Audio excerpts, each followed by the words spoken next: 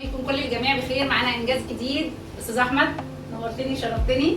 من احب الفيديوهات لقلبي حرفيا، لانه الراجل ده، وده بقول الراجل لانه فعلا هو قد حاله ما شاء الله. استاذ احمد ابتدى معانا 125 كيلو، احنا النهارده 90 كيلو بسم الله ما شاء الله. نسبه الدهون العامه كانت 51، احنا النهارده 38. الدهون الحشويه كانت 23، النهارده 11 ونص ما شاء الله تبارك الرحمن. نظام غذائي وكان بياخد جلسات ميزوثيرابي. قول لنا بقى رحلتك دلوقتي معانا بعد ما وصلت للمثالي والشيب اللي انت كنت عايزه. هو الحمد لله اولا هي الدكتوره ادتني ثقه في نفسي الاول، لان انا كنت ما بعرفش اعمل دايت، ما بعرفش اكمل. فالدكتوره بصراحه يعني ادتني دفعه من قدام جامد.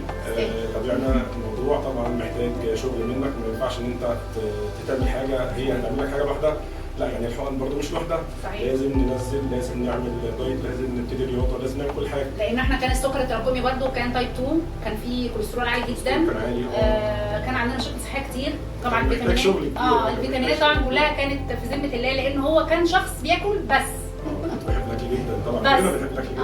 طبعا دي نعمه، بس احنا دلوقتي بناكل بس ناكل صح. طبعا. لا عرفنا الفرق بقى. ولو حصل واحنا لخبطنا يوم، لا بنرجع اقوى من الاول تاني. صحيح. يعني هو ساعات برضه النفس اماره بالسوء، يعني ساعات الواحد ممكن ياكل انا ما اكذبش عليك، ممكن. صحيح.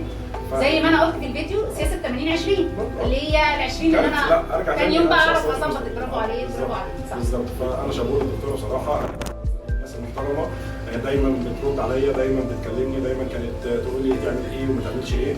ولو حصل ان انا لخبطت او اتكلمت في حاجه او عملت حاجه ما تزعقش او تقول لي لا او تديك دفعه وحشه، لا كانت تقول لك معلش وهنكمل. والحمد لله وصلت اللي انا عايزه ولسه مكمل برضه. لسه يعني ان شاء الله لسه عايز اوصل لمرحله ثانيه ان شاء الله. المرحله دي اولا هو التغذيه باين عليه ما شاء الله. انا دخل لي حرفيا حد كان فقد كل حاجه، حاجه صعب. دلوقتي ما شاء الله الشيب تبارك الرحمن حد مثالي لشباب كتير بيقولوا خلاص اصل انا اتجوزت وخلفت وخلاص مش مهم الجسم. لا بالعكس، هو فرق وفرق جدا جدا جدا. فهم يعني ايه تغذيه، وفهم يعني ايه يحب نفسه، وفهم يعني ايه يختار صحته. فكل دي حاجات مهمه جدا لكل حد بيسمعنا. اهي الرساله ورسالتنا كلها على ارض الواقع يا جماعه. احنا ما بنقولش ارقام وهميه، احنا بنجيب اشخاص حقيقيه مروا برحله معانا، والحمد لله كل رحلنا الحمد لله مكلله بالنجاح.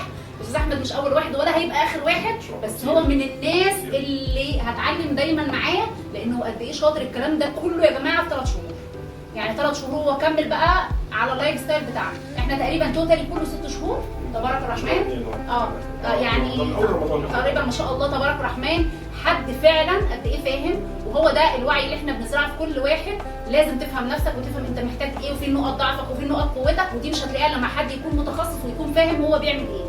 فانا مبسوطه بيك وعايزاك تكمل وتحافظ على الزياره اللي كل شهرين نشوفك نطمن عليك. اكيد انا بس حابب ان انت برضه مع الفيديو تنزلي لهم صور انا كنت عامل ازاي، عشان لا ما شاء الله مش هيصدقوا انا كنت عامل ازاي. لا تبارك الرحمن، يعني ربنا يحميك ويحافظ عليك. رسالتي لكل الفانز بتاع الدكتوره استمروا، والله الموضوع سهل مش صعب.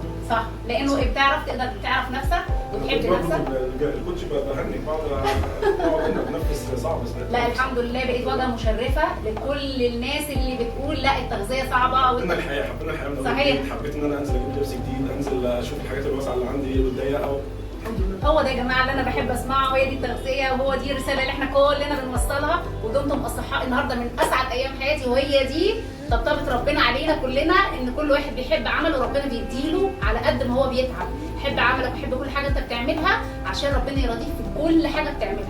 مبسوطه بيك وممتنه، وربنا يوفقك، ربنا يسعدك. ربنا يسعدك انت واشوفك دايما قدام حبيبي ان شاء الله باذن الله. بيكم وليكم كل سنه وانتم طيبين، وكل ايامكم حلوه وكل ايامكم فرح وسعاده، ودمتم اصحاب.